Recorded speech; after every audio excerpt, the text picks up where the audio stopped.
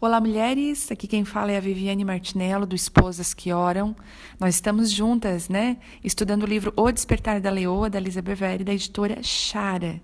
Nós vamos continuar então aqui no áudio 8. Vamos lá? Infelizmente, sem consciência de quem realmente eram e sem a perspectiva correta de quem os cercava, as nações inimigas, os filhos de Deus perderam a visão e o propósito. Eles deixaram de lado a sua antiga restrição santa e cometeram um erro de julgamento gritante. Antes de entrarem na terra prometida, eles tolamente fizeram alianças ímpias. Os erros que eles cometeram nos servem de advertência. Será perigoso se você despertar, mas tiver esquecido quem você é. Entretanto, os inimigos de Israel não puderam triunfar sobre eles. Quando os israelitas eram obedientes, a vitória era segura, mas sempre que eles agiam fora da direção de Deus, os juízos assolavam. Eles se arrependeram e Deus retirou a praga, mas não antes que 24.000 israelitas morressem. Qual é a lição aqui para nós?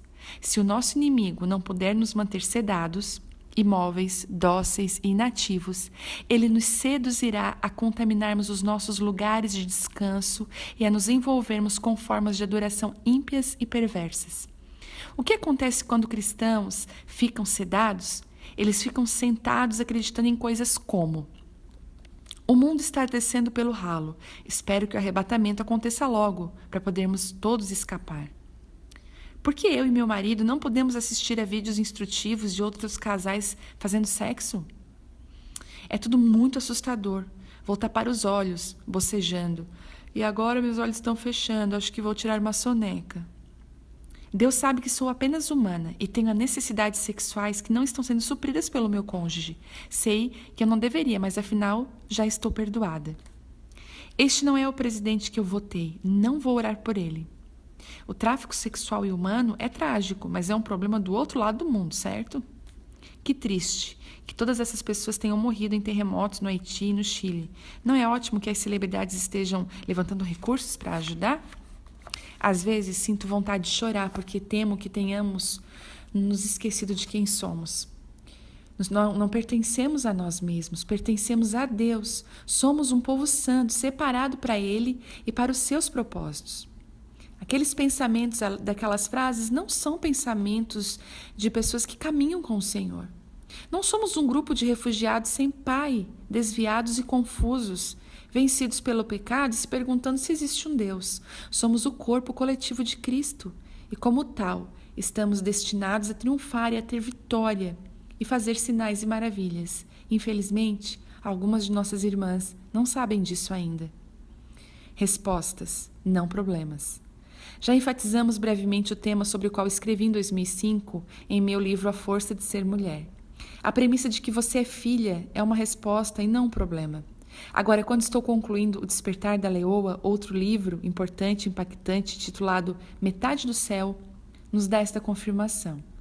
As mulheres não são um problema, mas a solução. Esse livro foi elaborado pela equipe marido e esposa, formada por Nicholas e Sherry, jornalistas vencedores do prêmio que eles escreveram com a intenção de despertar o mundo para uma necessidade urgente de permitir que as mulheres tenham acesso ao poder, dando a elas valor, educação e oportunidades econômicas iguais. O livro, felizmente, criou uma grande agitação na comunidade mundial de atores, ativistas e na mídia. Levanto a questão novamente aqui porque me entristece ver que a igreja não foi a primeira a confrontar a desigualdade de gêneros.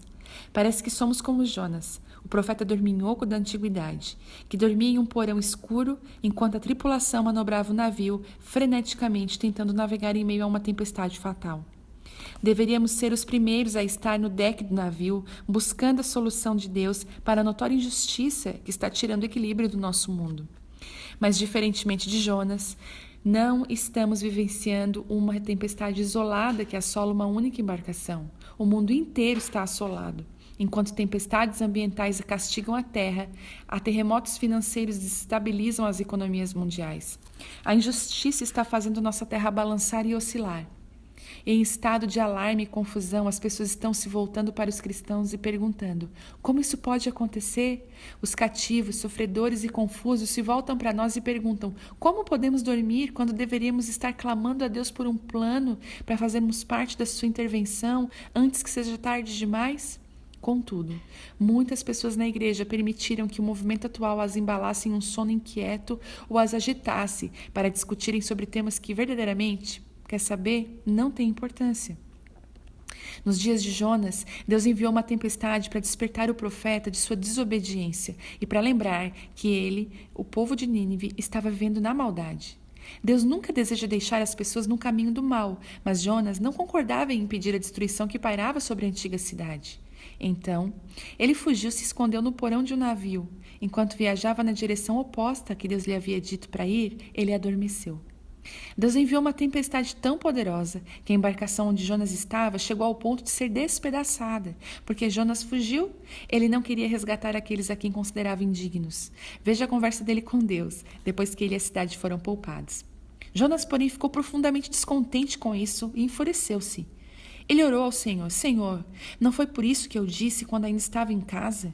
Foi por isso que me apressei em fugir para Tarsis. Eu sabia que tu és um Deus misericordioso e compassivo, muito paciente, cheio de amor, e que prometes castigar, mas depois te arrependes. Jonas 4, 1.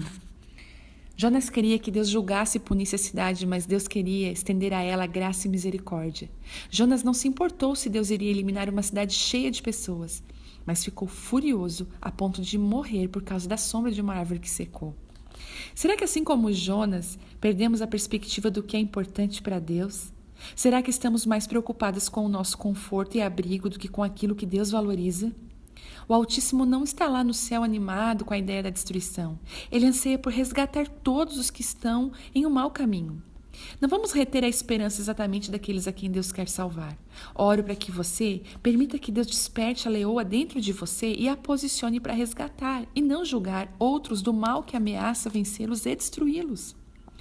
É hora de obedecer à intimação de Deus. Ele confiou a nós a mensagem das boas novas. Para a terra, Ele ordenou que amemos uns aos outros. Ele nos encarregou de cuidar das viúvas, dos órfãos, dos estrangeiros e dos pobres. Agora mesmo ele encoraja as filhas, jovens e idosas, a apresentarem soluções para os problemas do mundo. Ele nos convida a colocar de lado as nossas diferenças e a trabalharmos juntas na sua obra. Algumas de nós ainda estamos nos esforçando para sermos gentis uns com os outros. Outros estão ocupados demais chorando por suas perdas. E muitos ainda debatem por questões doutrinárias tolas, gritando contra outros membros do corpo de Cristo. Amadas, eu não quero que o nosso chamado ao despertar exija que alguém seja jogado para fora do barco, como foi o caso de Jonas. Nem tenha de passar por uma estadia no deserto, como aconteceu com os israelitas. Portanto, vamos olhar para o mal e para os problemas do mundo e permitir que eles nos sacudam e nos despertem. Em meu espírito, vejo um povo se levantando, agitado e pronto para mudar o seu mundo. Sua expressão particular. Enquanto eu escrevo esse livro, meus editores me encorajam a compartilhar exemplos de mulheres que estão plenamente despertas, para que você possa ver o que uma mulher que está totalmente desperta pode realizar. Mas não quero limitar esse despertamento ao que já temos visto.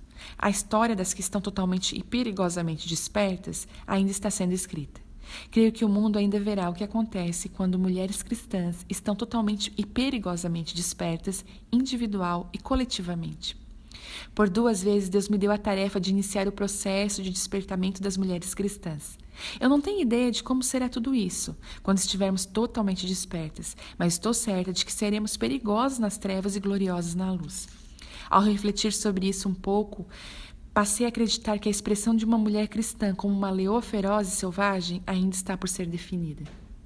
Também passei a entender que as pessoas gostam que lhe digam o que fazer, mas um cristianismo que nos mostra passo a passo o que fazer também nos deixa destituídos de grande parte do ministério de Deus. Assim sendo, essa não é uma mensagem que contém uma instrução detalhada. Quero que você esteja desperta para levantar como uma leoa e andar na sua expressão particular do que isso significa. Só você e Deus podem definir como será essa leoa quando ela estiver totalmente desperta em você. Recentemente pedi à minha equipe para me enviar palavras ou imagens que lhes vêm à mente quando pensam em uma leoa acordada. Não fiquei surpresa quando as respostas deles variaram de graça e ternura para feroz e destemida. Essa é a variedade e a vastidão que essa reação de despertamento tem o potencial de alcançar. Ao pesquisar em textos bíblicos, descobri que Deus muitas vezes diz ao seu povo e aos seus profetas: vão ali, falem isso, digam aquilo, sem qualquer indicação clara do que acontecerá em seguida. Um exemplo é Eliseu, que disse a uma viúva: vai, pede emprestadas vasilhas a todos os teus vizinhos, vasilhas vazias, não poucas, então entra e fecha a porta sobre ti e os teus filhos, deita o teu azeite em todas aquelas vasilhas e põe à parte a que estiver cheia. Isso parece um pouco aleatório. Como fazer isso? Iria resolver o problema dos cobradores de dívidas que ameaçavam escravizar os filhos da mulher? Bem, depois de fazer o que havia sido dito, ela voltou para o homem de Deus e lhe disse: vá, venda o azeite e pague suas dívidas, e você e seus filhos ainda poderão viver do que sobrar. 2 Reis 4:7. Pergunta-me quantas provisões milagrosas nós perdemos porque primeiro queremos conhecer o passo número 2, 3 e 4 antes de termos completado o passo número 1. Então pense neste livro como um livro do tipo: leia as palavras, ore e permita que Deus se derrame em todas as vasilhas que você colocou diante dele. Peça a Deus para encher a sua mente com a ideia de uma leoa em qualquer formato ou modelo que ele queira usar para inspirá-la. Não tenha medo da imagem de nós mulheres como leoas ou de Jesus como um leão. Ela não é diferente da representação de Jesus como nosso pastor e de como ele se relaciona conosco, suas ovelhas. Será que somos ovelhas literais ou Deus nos pede para segui-lo e para confiar nele como tais? Do mesmo modo, Jesus é o nosso noivo e nós somos a sua noiva. Essa é uma figura alegórica. Jesus é ao mesmo tempo pastor, rei, Deus, homem, noivo, irmão, leão, cordeiro, assim como o princípio e o fim. É surpreendente que ele possa querer nos fazer expandir. Minha intenção é permitir que você responda com base em suas percepções exclusivas, em seu lugar de força e influência.